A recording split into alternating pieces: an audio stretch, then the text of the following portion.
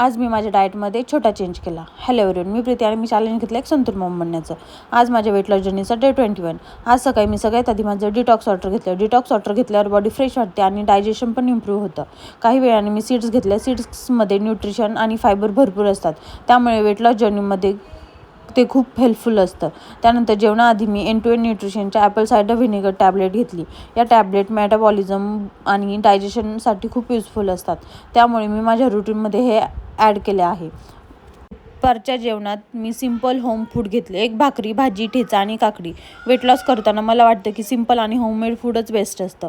दुपारी थोडी भूक लागली होती म्हणून मी वॉटरमेलन खाल्लं. वॉटरमेलन लाईट असतं आणि बॉडी हायड्रेट ठेवायला देखील मदत करतं. संध्याकाळी थोडी भूक लागली होती म्हणून काहीतरी लाईट खायचं म्हणून मी पोहे घेतले.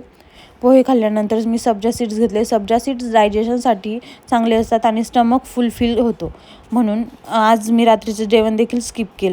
वेट लॉस जर्नी सोपी नसते, पण जर कन्सिस्टन्सी ठेवली तर रिझल्ट नक्की दिसतो. See you tomorrow.